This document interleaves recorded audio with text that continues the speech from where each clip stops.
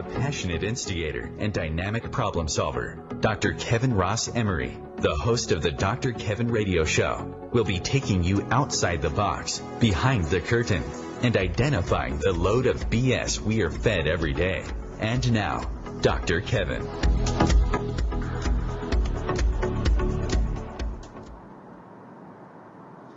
Hello, hello, hello, and welcome to the Dr. Kevin Show here on OMTimes, where we're changing the world one ohm at a time.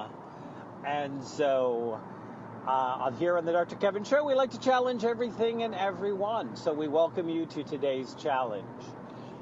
As always, if you would like to be part of the conversation, if you'd like to be part of the dialogue, then come to facebook.com/MyDrKevin, MyDrKevin. You will see a posting about today's guest. Leave a comment. I will get it. I'll be checking them on breaks. And your comment and your question, we will get it on air. Remember, it's easy to sit back and complain. It's easy to sit back and do nothing. It's easy to just sit back. But if you're not thrilled with the way the world is, if this is not the world you want to leave to your children or your grandchildren or your great-grandchildren, in the Native American, they say, when you should make every decision based on how it's going to affect the next 7 generations. Today we see a world oftentimes where people don't make decisions with even any idea of the consequences in the next 7 minutes, let alone 7 generations. So here's your opportunity to speak out, to ask questions, to participate, to be part of the process. Because that is how we change the world, to be part of the process. So as always, I start this, the Dr. Kevin Show, with my hot topic. My hot topic may make me feel warm and fuzzy. It has the last couple of weeks. Or it may be something that gets me hot under the collar. And then we bring in my guest and see what they think about today's hot topic. So today's hot topic has to do with the amount of fraud that's going on these days. Calls from people that say, hey, if you don't automatically call us back, the IRS is going to seize everything at this number. The email that promises you wealth and riches, that takes advantage, and especially takes advantage of the elderly. Having 2 elderly parents myself, I oftentimes have to tell them, no, you don't have to worry about that. No, that's just somebody trying to take advantage of you because you're not real computer savvy. Now, I'm not going to pretend to be able to say to you that I know how much is actually going on in fraud, but I do know that is not enough. There needs to be, we need to spend some time and energy and go after these people that take advantage of the elderly, that take advantage of people who are desperate, that would say or do almost anything to try to save their house or put food on the table. And they believe those emails. They believe those phone calls. We need to have a line that people can call and say, this is the number that I was called and here it is. And we need to have people working undercover to say, hey, what is it you wanted me to do? Where did you want me to do? I'm so-and-so. You called me. You left this message. We have lots of money going lots of places in the government today. We have lots of money going lots of places in law enforcement today. But it seems like we get stuck in the minutia sometimes. Sometimes we get stuck in the little stuff. Sometimes we get, just trying to sort out the crap that we're fed on a daily basis by the media. But, it's at an all-time high, people being taken advantage of. And with today's technology, with today's government, with today's abilities to track things and look at things, I think we need to put a little bit more time and energy. I feel very blessed that my parents have yet to get really scammed. There's been a few people that have tried. And I have been able to, and my sister has been able to say, yeah, don't answer that email, don't answer those questions, don't. And they're getting a little bit more savvy. But when you have people out there preying on people in their 80s, people who are at the end of their life savings oftentimes and just trying to get by, who it's a big, if you say, hey, the IRS, they think it's going to be the IRS, because who would say that? So I know you've got those phone calls, I've got those phone calls. I'd like to see loading put into bigotry and hate, put towards different things that are going on to just make headlines, to just confuse the issues. You can always tell a good politician by how many issues can they confuse in the same statement and not answer the question. What I want to hear is, what are you doing to help our senior citizens with all of this fraud? What are you doing with all the email fraud? And, I've brought this question up before to people that feel like they have answers, and they say, oh, well, there's just so much of it, we can't possibly track it down. Yeah, you know what? If you think you can track down a few million illegal aliens so you can, toss them back over the fence and leave their jobs undone or their families heartbroken, I think you could take a few million emails and check, and chase down a few scam artists. Shut down a few sites, because guess what? They seem to always be some kind of domains that if they're committing fraud, they shouldn't be allowed to function. So that's my hot topic for the night. I don't believe we have our guest on the line yet. I'm not sure. Oh, my guest is there. Hello, and how are you? Good. Marvelous. Thank you. Thank you. This is going to be so much fun. I've been looking forward to this all month. Oh, good. Good. Well, we're certainly glad to have you. So what do you think of my hot topic? What do you think? Should we be more actively trying to protect our seniors and other people who are being scammed through these emails and these calls? What can we do? Absolutely. And actually, absolutely. And you know what? My mother gets a lot of the letters, and they look so official. And she gets scared, and it's, she wants to reply and she wants to go take care of, but, some of this stuff. So I don't know that I have the solution, but I do believe that the more that we report, let us help you, let us, the children, if there's the government puts a program together, I think that we all, as children or neighbors or friends, we can tell you, this is the information that's coming into our household. Give us a place where we can send them to, so that let us help you. Let us help you. If you don't have the manpower, let us help you. I'm sure that every single one of your listeners will know somebody that's either received a phone call or has gotten something in the mail. And, the whole thing is, instead of laying people off from the government, let's create a task force where people can still get paid and bring money in to these scam artists who get their assets seized, who, who have committed fraud.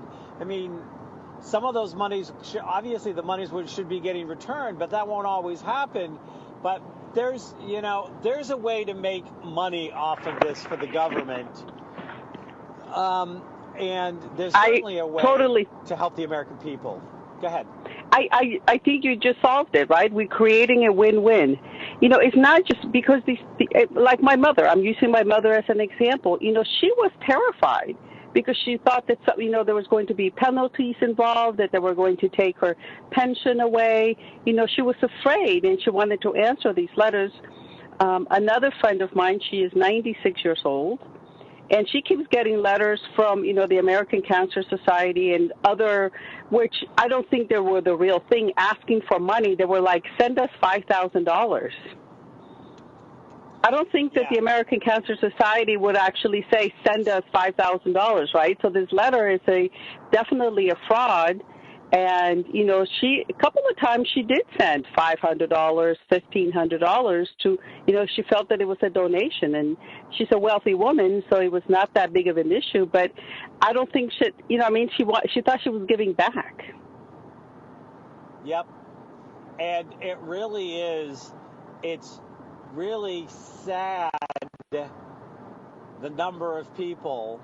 I mean, there are huge numbers of people that do get scared, that can't afford it, or do get hacked, or end up getting caught by identity theft. And then it's a nightmare. And you take somebody like your mother's age. I mean, my mother and stepfather are in their 80s. They get confused very easy these days. I mean, you know, they don't have Alzheimer's, they don't have dementia, they just have age. You know, and they start talking real fast, and, you know, and I've actually told them, you know, every time they go to a store, some salesman at a store sells them something. I'm like, with technology, without calling me or myself, you everything, and then you get home and you don't remember nothing, and then none of it works, and you're just out money that you can't afford to be losing, you know. But technically, the salesperson at Best Buy or Staples technically are not doing anything wrong. They're not doing anything illegal, but this is illegal. And I'd like to see some more energy. So I'm going to introduce today's guest. Interesting, I should pick a topic that involves money. I wonder how that happened. But we're going to introduce today's guest. Will probably be... Now, I want to make sure. Chella, am I pronouncing... Yes. Yes, Chella. Winner. We've, you know... and you have to know, Chella and I have sat across the table, and we've worked and we've talked, but I think it's been a couple of years since I've seen you, and I'm thinking it's Chella, but it's like, knowing me, I've been known to pronounce Mary wrong before. No, it is definitely. Chella is a mom, a radio show host, author, speaker, and consultant. She doesn't believe it does not matter how much money. Oh, and here is a thing. I will finish your introduction when we're back. I'm hearing the sound of the music.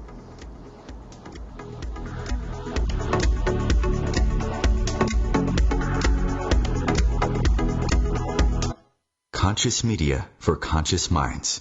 OMTimes. Have you ever wondered how to change your love paradigm? The secret key is finding a love partnership, not just a regular connection. How do you find these? Through conscious relationships. Ascending Hearts Dating is a dating site for people like you that believes in second chances and a different type of spiritual connection. Try Ascending Hearts for free today at ascendinghearts.com and change your love paradigm. Ascending Hearts, the premier dating community for the spiritually awake.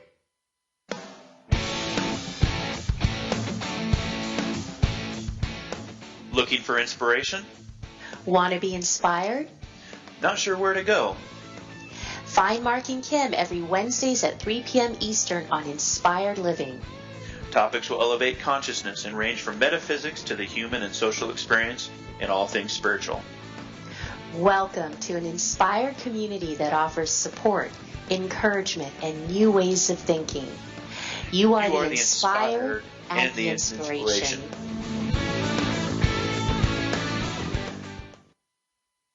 There is no death, only a change of worlds. Chief Seattle.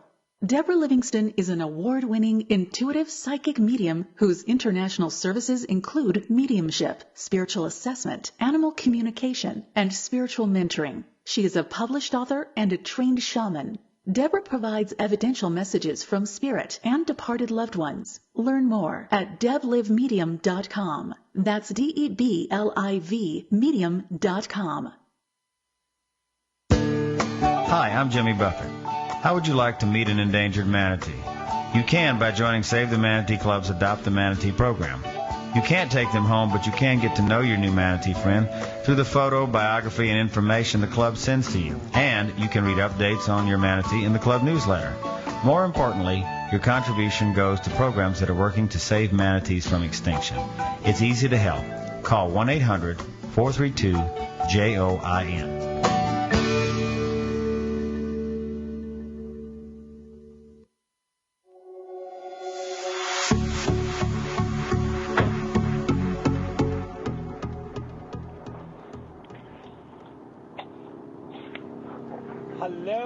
Hello, and welcome back to the Dr. Kevin Show, where we challenge everything and everyone here on OMTimes Radio, where we're changing the world one ohm at a time. Tonight's guest is Chella Dia, and as I started to say before, Chella is a mom, radio show host, author, speaker, and consultant. She believes it does not matter how much money you make. What counts is how much you keep. Chella's fascination with money, with how the wealthy handle their money, began at an early age of 9, and by the age of 17, she purchased her first car and her first house at the age of 23. Chella, you still with us? I am, and I'm excited. This is going to be so much fun. And you can find out more about Chella at moneyiq901.com. Did I get that correct? Absolutely. So far, 100%. Oh, good. So, Chella, my first question for my guest is always, where do you want to take my listeners outside the box? Where do you want to stretch their comfort zones? It could be about money. It could be about anything. Yeah. I definitely would like to challenge the money, and that is if every single one of your listeners started thinking about how they are the boss and the money is their employee. So just by making that shift, and it will be easy. It won't be simple. You know, where are you going to take your money? How are you going to manage your money? You know, are you going to go out to dinner every night? Are you going to put some away for the older version of yourself? You know, are you going to give some away? How are you choosing to spend your money? And I can feel, you know, like I said, I can feel it's not going to be easy to do it, but if you just plant the seed and start doing that, I think you'll be surprised and amazed. Well, it's funny because, my policy is to, not spend money by going out to dinner every night. My policy is to go out to dinner money. I mean, does that work?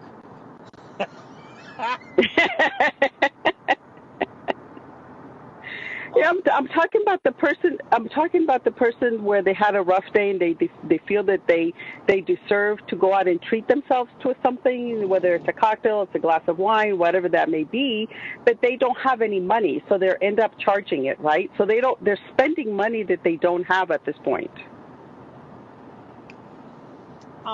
So you want to challenge my listeners to think outside the box and think of themselves like a boss and that money is their employee. Did I get that correct? Yes. Okay. So when you're looking at money as your employee, and I agree, I think that people are really not very much in a reality of how much they're spending until it's not there.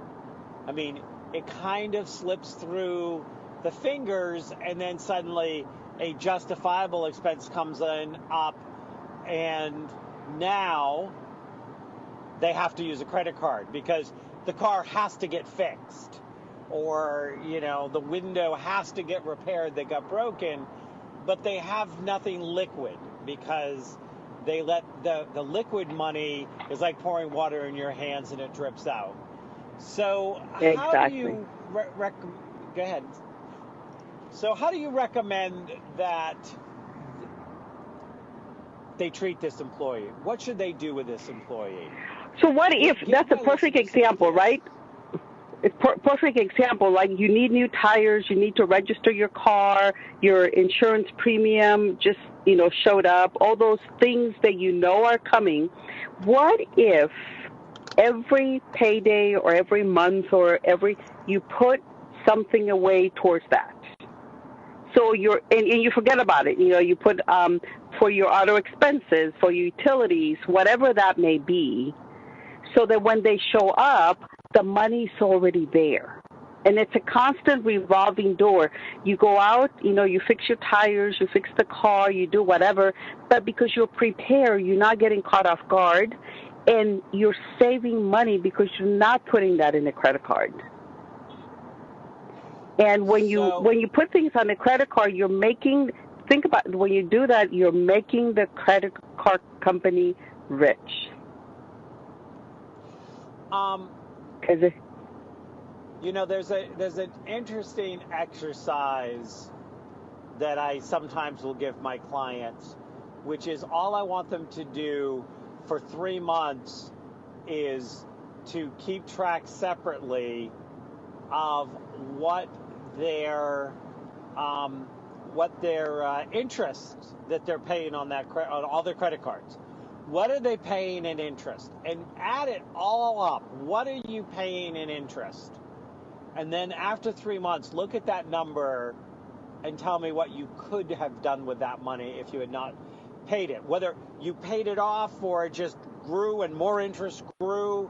But a lot of times people don't even look at that line. That's brilliant. I'm going to borrow that. As long as you give me credit. No. I totally. As a matter of fact, in a couple of hours, I'm going to go teach a class, and this is going to be for single moms. And that's brilliant, because then you're going to see how much money it could be in your account. And better yet, what could you do with that money? Now, I hear, and I'm sure that you do, I don't even have enough money. I don't make enough money. I don't make enough money. I don't make enough money. What do you tell that person that you're trying to help when they say, I don't make enough money? I say take my 4-week challenge, and my 4-week challenge is to keep track of any time you spend over $1, you write it down. No judgment. You simply write it down. You put it on a piece of paper. At the end of the week, you divide them into 2 columns. How much money did you spend on wants? How much money did you spend on needs?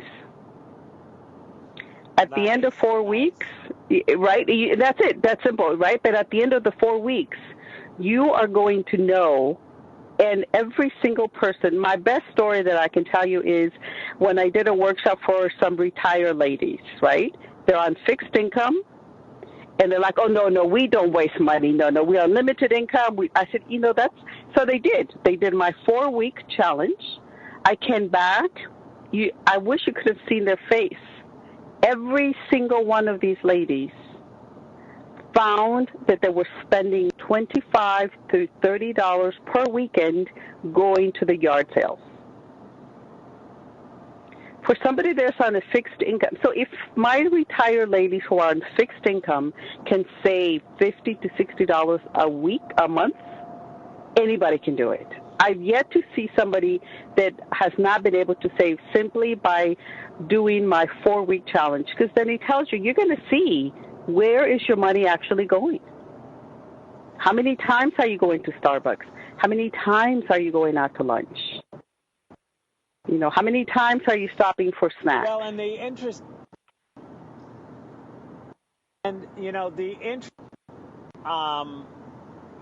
well, there's 2. One is, if you talk to those little old ladies again that love the yard sale, here's what I'm going to recommend you do. I'm going to recommend that you tell them that once every couple of months they have a yard sale, sell all the stuff that they didn't need anyways, and whatever they make on the yard sale, they can go reinvest in another yard sale. There. Keep them happy. What do you think? That's awesome. And actually, they found out that what they found out by doing my 4-week challenge is that they were buying stuff. I know this is going to be a shock for some of you. They were buying stuff that they really did not need. Yeah, absolutely.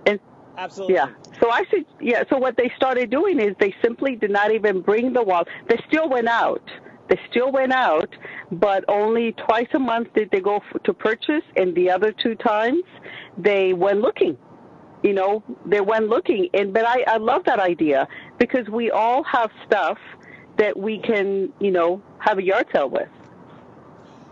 Well, it's, one of the things that makes me think about it is I've got a very close friend of mine, and she is the yard sale queen.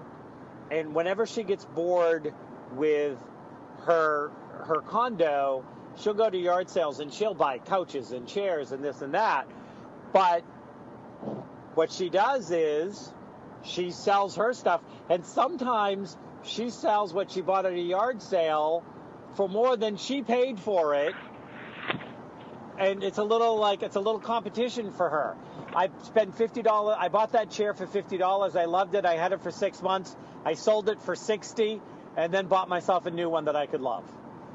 I'm like, brilliant. That is brilliant. Hey, because oh my God, that's awesome. The yard sale is clearly entertainment for these ladies.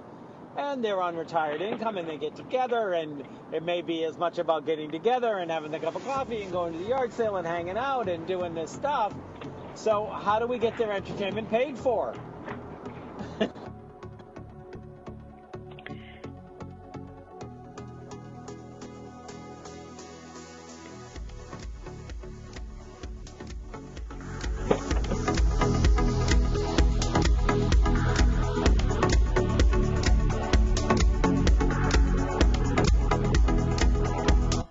The Real Conscious Connection.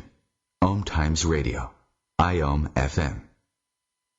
The number one reason girls drop out of school in sub-Saharan Africa is lack of access to feminine hygiene products. The Pads for Schoolgirls Project, an outreach of Humanity Healing International, is changing this paradigm by setting up sewing programs at schools, teaching girls a vocational skill, while producing the reusable pads that help keep them attending classes. The girls pay it forward by making and giving pad kits to other girls in need. To learn more, visit humanityhealing.org. Humanity Healing is where your heart is.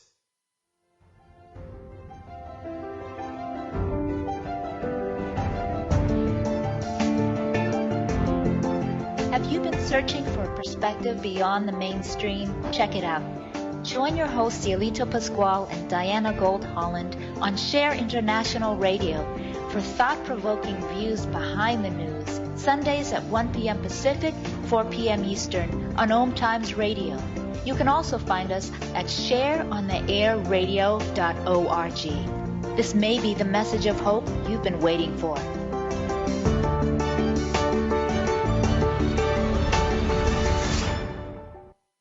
Hi, this is Bill Maher. I can find humor in almost anything, but one thing I never laugh about is cruelty to animals.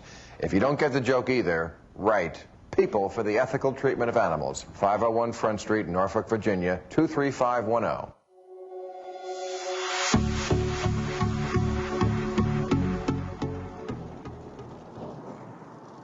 Hello, hello, hello, and welcome back to the Dr. Kevin Show, where we challenge everything and everyone. Here on OMTime Radio, where we're changing the world, wait for it, one ohm at a time. Today we have Chella Dia. She has, with over 20 years in banking and financing industry, Chella witnessed the struggle and misinformation many people had regarding basic understanding of money management. It is now her passion to help equip people with skills around money to help them have a more empowered life. You can find out more about Chella Diaz at moneyiq901.com. Chella, you still there? I am. Oh, this is fun. Check. So, Chella, this is our next segment, and I'm going to hold my question. I was going to ask you at the end of somewhere, I'm sure. But in this segment, it's called Behind the Curtain. Now, it always starts, because you've not been on my show before, so you have to answer the quiz question. You ready? Ready. Okay, so here's the quiz question. What movie did this come from? Ignore the man behind the curtain. Wizard of Oz. Wizard of Oz. That's the moment where Toto pulls the curtain back and Dorothy and her friends realize that the great and powerful Oz is just a shyster from Kansas who blew off track. There's a lot of people out there that would like us to believe something is true. They would like to fill us that they're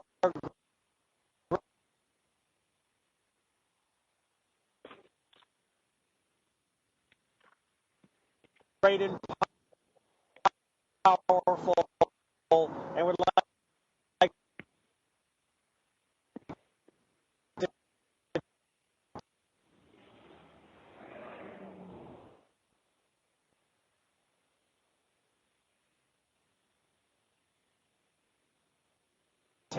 take our balloon and fill it with a lot of hot air.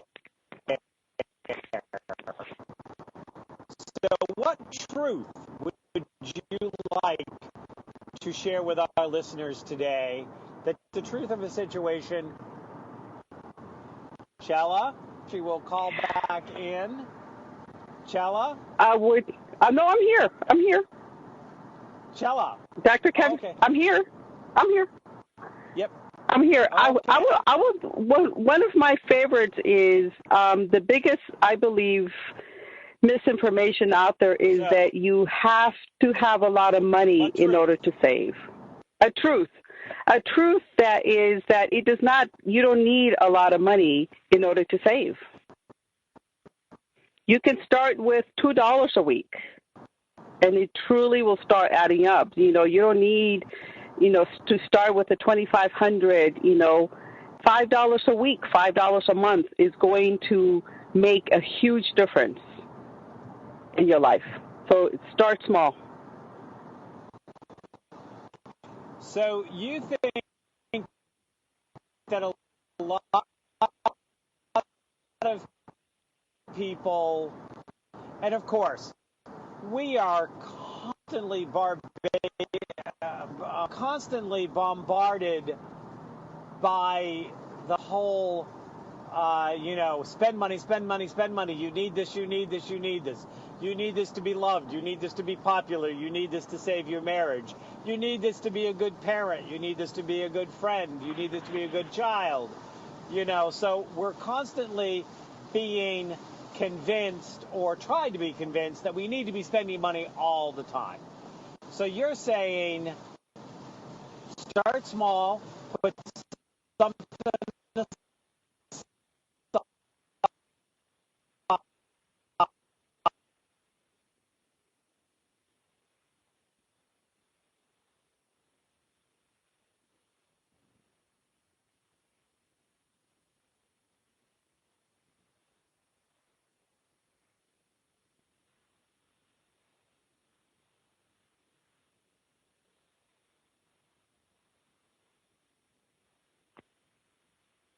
aside. Chella, are you Correct. there? I am here, and I believe I'm totally correct because I believe one of the things that truly frustrates me is people that pay $30, $50 a month to watch their credit, and this is a month. This is $30 a month people are paying to some company so that they can keep an eye on your credit score. Okay. I say take the $30. I just saved you $30 a month because those services and those credit scores are available to you for free. You don't have to pay a company to get that done. So, here's the question I was going to ask you before, and this is the perfect segue for it, which is I've observed that people spend money they don't have as a way to deal with stress. What do you think about that? You think that Absolutely. happens? Totally. And I think it's a perfect fit, right? Because, and one of the things that I talk about is that, you know, if we're able to really dig a little bit and find out when do you spend money? Do you spend money when you're depressed? Do you spend money when you're happy? What's the behind the scenes? What's the behind the curtain? And if we're able to deal with that, then you're no longer subject to that. Well, I think that there's the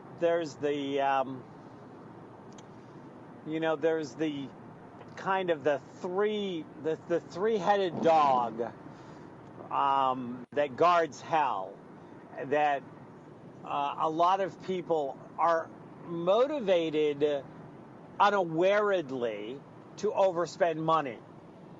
And that three-headed dog, I think his name was Cerebus. I can't remember, but he guarded hell, the three-headed dog. And it is stress is one of the heads. One is self-worth and one is self-esteem. And so I don't feel very good about myself right now, or there's a lot going on in my world, so I'm going to treat myself to a really nice blah, knowing that you can't pay the bill when the bill arrives for blah. So what do you think of my three-headed dog? I love it, and I'm going to borrow that one too.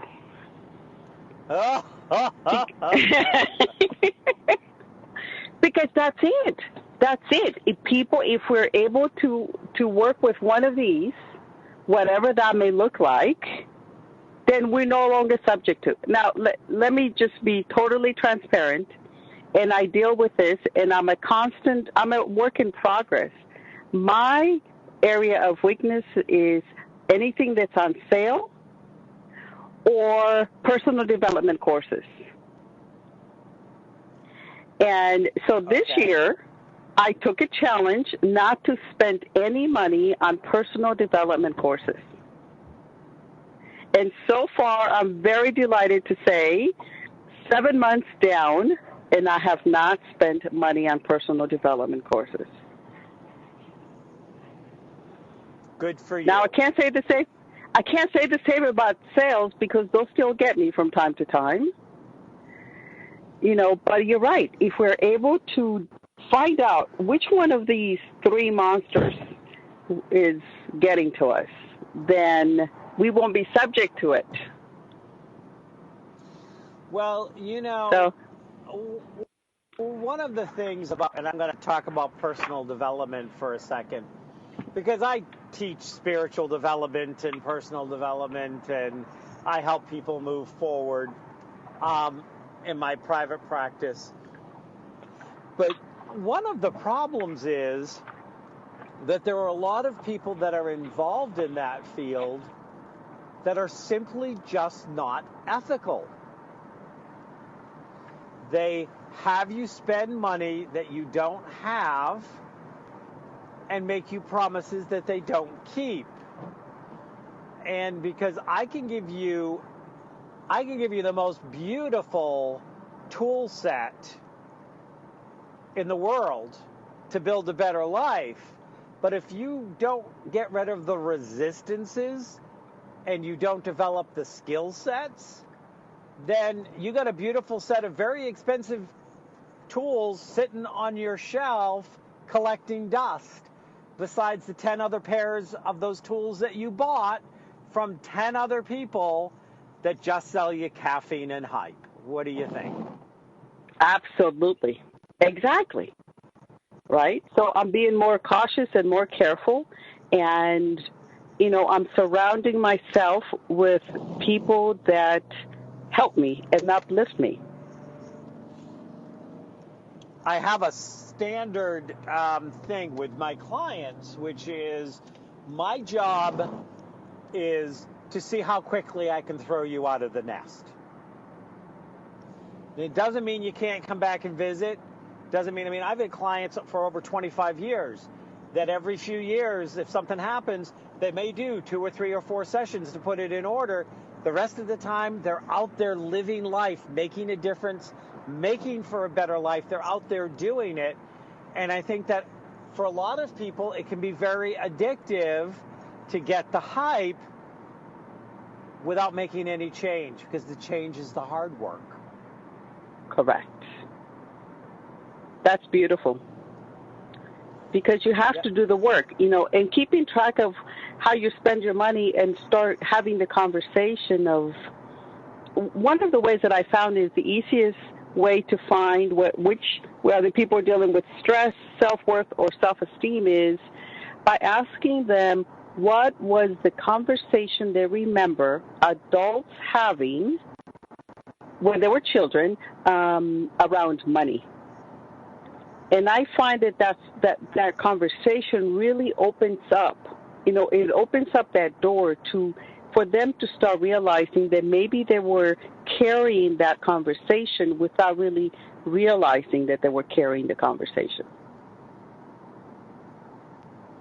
Yep. And I think there's a lot of things, that we do to children, which just, because I work with a lot of kids, and I've worked with kids, not just the ADD and ADHD kids, but I've worked with children and families for years, even before I was doing the ADD stuff. And anytime, you know those big, heavy-duty staplers that they use in construction? You know what I'm talking about? Yes. Oh, yes. Yep. Well, let me tell you, every time I hear a parent say, "Do you know how much you cost me?" I want to take their lips and just staple them shut.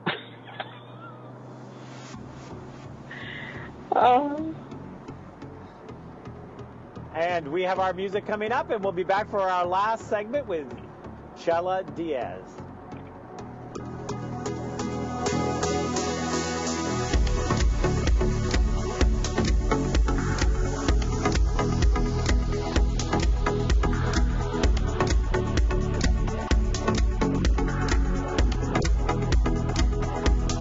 Feed your soul with waves of consciousness on OMTimes Radio. Host your show on IOM-FM, the radio network of OMTimes Media, one of the more recognized brand names in the conscious community, and is backed by the extensive marketing reach of OMTimes. Hosting a show on IOM-FM immediately connects you with our extensive dedicated community. Eros Evolution is where sexuality and spirituality meets. Join me, clinical sexologist Martha Tara Lee, on Eros Evolution on Thursdays, 4 p.m. Eastern on OMTimes Radio.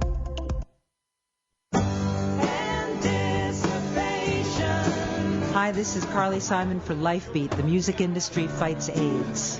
The AIDS crisis isn't over. There have been amazing scientific breakthroughs, but people are still dying, and your local AIDS organization needs your help more now than ever. Volunteer and make a difference.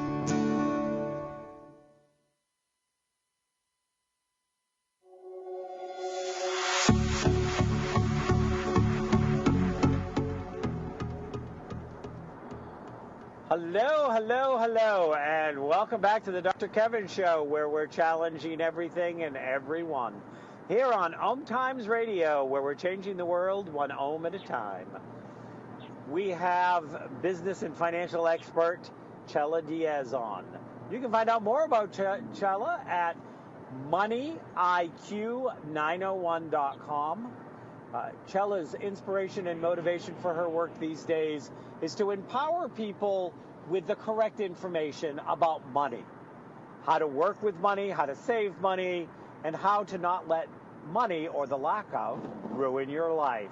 Chella, welcome back. Thank you. I'm going to borrow that too.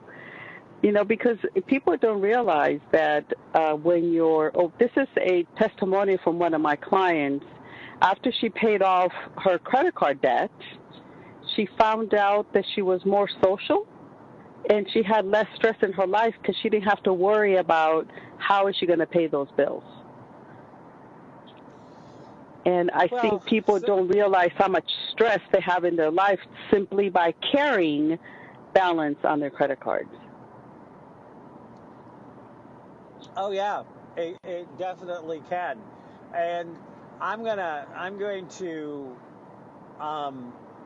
follow up on our closing comment, and then I'm going to turn it over because this is a segment that's called What a Load of Crap. And you get to share whatever you think is a load of crap going on in the world. But just as we went to air, I talked about stapling parents' mouths shut when they say to a child, do you know how much you cost me? The other thing I want to put out there, and I'd like to get your feedback, because I'm sure that you've run across this as well, is if you are talking to your child in any way, shape, or form during or after a divorce about how much the alimony is, how much the child support is, how much whatever is going on between you and your ex, you are a horrible parent, period. Because you will negatively impact that child's self-worth, self-esteem, and relationship with money for a large part, if not all of their life. What do you think? Absolutely, and I have a little bit of experience with that. I did get divorced when my kids were 14 and 17.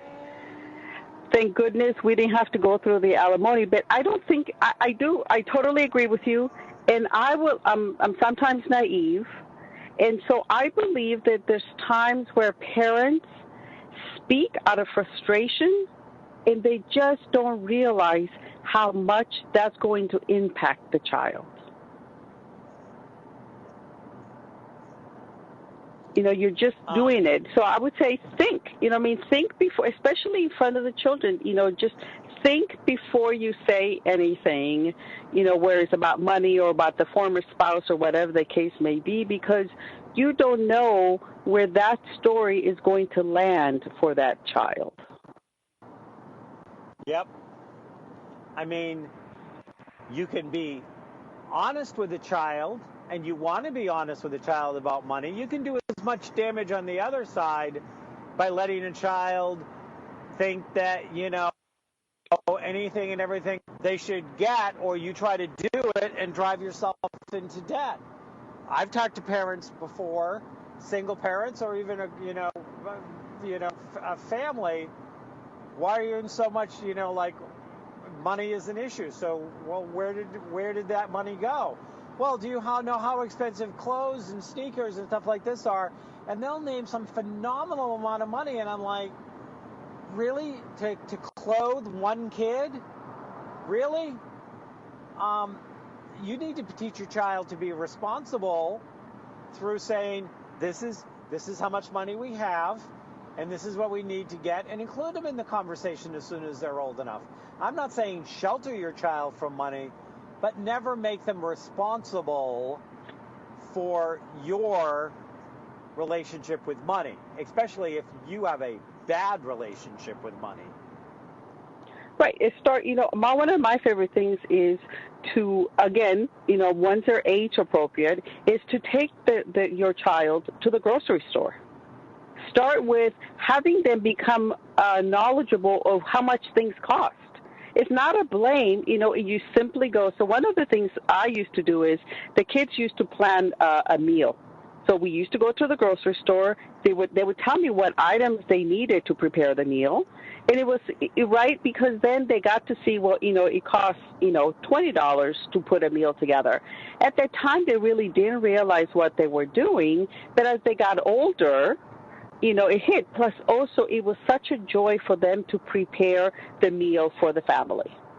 So, in my opinion, you're accomplishing a lot more than just money, right? They're getting an idea of how much things cost. And I also used to give them a budget. We're going to go back to school shopping. This is how much you have to spend. And then they would determine what clothes they wanted to buy. This is your money. You can do with whatever you want. And then just that, giving them the power and the ability where they chose which clothes they wanted to pay. They just have to stay within their budget. Absolutely. But, we talked about this last week on the show. I had a woman who was a clinical social worker that worked with families for like 45 years. And we talked a lot about kids and families. In your kids' money sense and a sense of responsibility and a sense of how to do in the world, unfortunately, not high up on the list of a lot of parents. I don't think that I don't know why, but I see 20-somethings that have no concept of money. How did that happen? Well, yeah, you're right? We get none of that at home. We think that we're doing a good thing by not teaching them. And I'm not saying, talk really about the alimony, that kind of a deal, but showing them, how much is rent? How much is your car insurance? Teach them the practical things so that they can start to get an idea, and kids are thinking that they get out of college, they're going to start making the $200,000, to keep up with their lifestyle. Well, I got to tell you, that's not going to happen, unfortunately. Nope.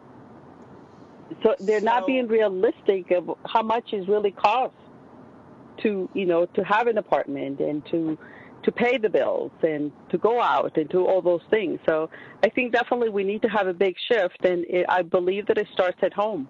And it can start small, have them prepare a meal depending, have them go grocery shopping with them. It is going to take a little bit of time, and they are going to ask you a lot of questions, but at least you get the conversation started. And when you're helping your kids with their homework and they're doing their math homework, say, okay, so I'm going to teach you some stuff and we're going to use actual figures. So this is our food budget. This is our Why do we have to use abstracts? Why can't we use real life situations that allow people to understand and allow kids to understand that there's action and consequences, that, you have to earn money to spend money, that everything costs something. Their computer is not free. Their electricity to run their computer is not free. That, there's so much loss out there of understanding how the real world works. And frankly, I think it's because there's a lot of guilt parenting. I feel guilty because I'm a single parent, or because we both have to work and our kids are going to daycare or they're doing something, and somebody else is parenting our children. So then I feel bad. And then what I end up doing is sitting at the table crying at the credit card bills that I can't pay because I couldn't say no, because I felt bad. Yep. Absolutely. Another way to teach your kids about math is, and again, I believe in doing two things at one time, is teaching them how to cook and how to bake. Because you can teach them about measurements as you're baking, and then they're able to create, whether it's the muffins or the cookies or the scones or whatever that may be, right? So they're having fun while they're learning. Yeah. I have done some curriculum work about better ways to teach, especially my ADD kids. And part of it is baking and gardening and budgeting and things that register with them as important because they're real life. And it doesn't have to be an ADD kid. It can be any child, because so often everything's given to them in such an abstract, they don't know how to apply it in their life. And then when they go to live life, they don't have the skills because it was all abstract. So I love it. I think you're great. I think gardening and baking and budgeting and all of those things are things that we have to get back to if we want our children to be more capable as adults. I am so curious. I'm curious. How will I use gardening? How would you use gardening? You can teach science through gardening. You can teach math through gardening. You can teach biology through gardening. You teach a number of different subjects. Okay. You know, you have to plant the plants so far apart. If you really learn how to do non-pesticide, organic gardening, then you also learn how to mix and match different crops. Also some calculations of how much land, how much nutrition do you need, blah, blah, blah. So it depends on how old the child is and how much is involved. I love it. Yep. So closing thoughts. Oh, and there we go. Dr. Kevin. MoneyIQ901.com. Thanks.